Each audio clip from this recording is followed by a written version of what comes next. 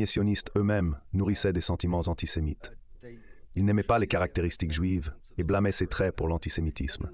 Leur solution était de changer ce qu'ils voyaient comme la personnalité juive, qu'ils associaient à un dégoût pour la guerre et le conflit.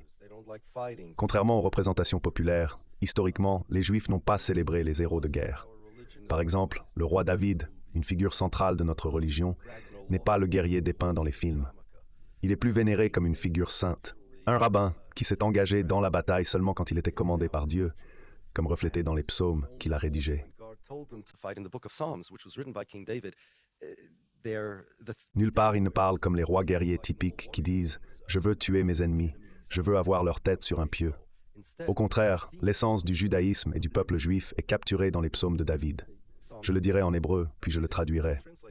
Une chose que je demande à Dieu, voilà ce que je cherche, que je puisse demeurer dans la maison de l'Éternel tous les jours de ma vie, pour contempler la beauté de l'Éternel et pour le chercher dans son temple. C'est le roi David, un guerrier et un roi qui parle. Vous pourriez vous demander ce qu'un roi dans l'Antiquité pourrait demander. Un vaste empire? Tuer ses ennemis? Beaucoup d'or? Non. Des esclaves? Non. La seule chose que David a demandé était de s'asseoir dans la maison de l'Éternel, dans la salle d'études, toute sa vie, pour se réjouir de la gloire de l'Éternel et pour visiter le palais de Dieu. Il voulait passer sa vie dans la yeshiva. Il voulait être rabbin. Dans les psaumes, que chaque enfant juif connaît et chante avec une mélodie sincère, ces mots sont familiers à tous. Nous, en tant que juifs, n'avons pas désiré les guerres ou les conflits. Nos sages nous enseignent que la véritable force réside dans la conquête de ses propres pulsions. Notre mission, telle que décrite dans la Bible, était d'être un royaume de prêtres et une nation sainte. Nous nous sommes isolés dans nos communautés, dédiant nos vies à l'étude de la Torah et au service de Dieu. Pour faire une analogie, nous étions semblables aux moines Shaolin, mais au lieu de pratiquer le karaté, nous étions plongés dans l'étude des mitzvahs. Les sionistes, cependant, n'aimaient pas cette façon de vivre. Ils ont tenté de s'assimiler, de devenir comme tout le monde, mais ont fait face à l'antisémitisme malgré tout. Ils étaient confrontés à une crise d'identité, se demandant ce qui n'allait pas chez eux, pourquoi ils étaient perçus de manière négative. Ils se sentaient pressés de changer, de transformer leurs aspirations. L'objectif était de les rendre guerriers, de construire une armée forte, de tenir bon et de ne pas fuir, de combattre, de s'assimiler au reste du monde. Vladimir Jabotinsky a même déclaré que le caractère sioniste était complètement opposé au caractère juif. Les universitaires ont noté, et c'est entièrement exact, que l'idéologie sioniste représente une surcompensation pour le pacifisme juif. L'Holocauste, selon eux, a servi d'exemple frappant de ce qui arrive lorsque vous incarnez le pacifisme, comme critiqués dans leur vision des individus, comme Yaakov Shapiro. Regardez ce qui arrive aux juifs religieux traditionnels. Regardez les conséquences. L'Holocauste s'est produit parce que nous manquions de leaders comme Benjamin Netanyahu, Ariel Sharon et Vladimir Jabotinsky. Nous n'avons pas pris les mesures que nous voulions. Au lieu de cela, nous avons suivi ce que les autres dictaient. Nous nous sommes concentrés sur la morale, l'étude et la religion. C'est pourquoi l'Holocauste s'est produit. Si vous visitez Auschwitz et voyez notre héritage, puis sortez en agitant un drapeau israélien, vous comprendrez que cela est devenu une partie fondamentale de leur identité. Maintenant, considérez les Afro-Américains aux États-Unis. Ils ont été persécutés, réduits en esclavage et forcés de quitter leur continent enchaîné. C'est inimaginable, une épreuve si horrifique. Et maintenant, ils sont libres. Nous avons une démocratie. Pouvez-vous imaginer si la communauté afro-américaine disait « Pour en apprendre sur votre héritage, allez dans le Sud et visitez les sites de lynchage. Mettez votre tête dans la corde pour expérimenter ce qu'ils ont enduré. Pleurez et comprenez. Nous ne laisserons plus jamais les Blancs nous faire cela. Et cela devient une partie de votre identité. Oh mon Dieu, c'est une mauvaise chose. Pourtant, les sionistes voient cela comme ce qu'ils ont fait. Et personne ne va leur dire non.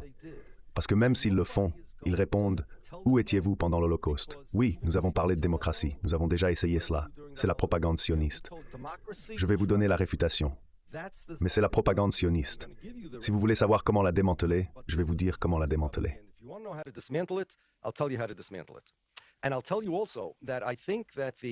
Et je vais aussi vous dire que je pense que le monde, y compris les Palestiniens, combat le sionisme de la mauvaise manière. Je leur dis toujours qu'ils ne cèdent pas vraiment. Ils font de grandes erreurs.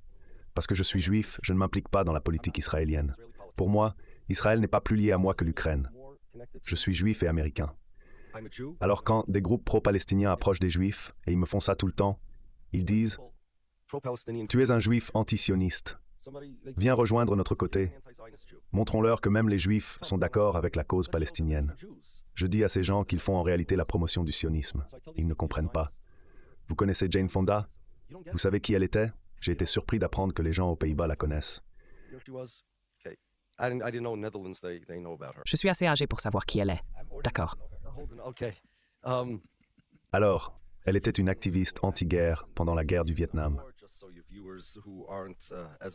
Pour ceux parmi les spectateurs qui pourraient ne pas être aussi familiers, il est important de comprendre que la guerre du Vietnam était très impopulaire parmi la population américaine, à l'exception de certains durs de la droite et des ouvriers du bâtiment.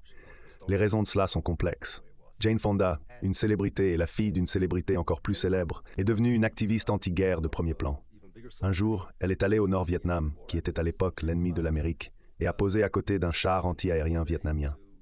Cet acte a été mal reçu par le public américain, y compris ceux qui étaient contre la guerre. La raison en est que, même si vous êtes opposé à la guerre, voir une célébrité américaine semblant soutenir l'abattage d'avions américains est bouleversant. Reagan a le message véhiculé les photos des intentions de Fonda. Elle n'avait pas l'intention de transmettre ce message, mais c'est ainsi qu'il a été perçu.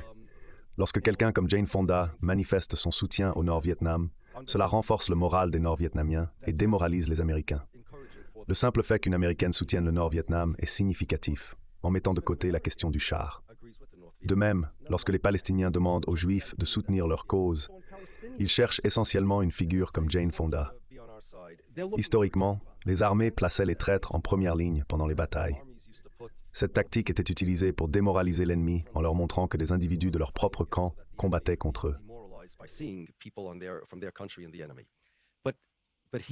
Mais voici comment la propagande sioniste réussit. Le sionisme affirme qu'Israël est le pays des Juifs. Sans le sionisme, Israël serait vu comme le pays des Israéliens. Le conflit est entre Israël et les Palestiniens,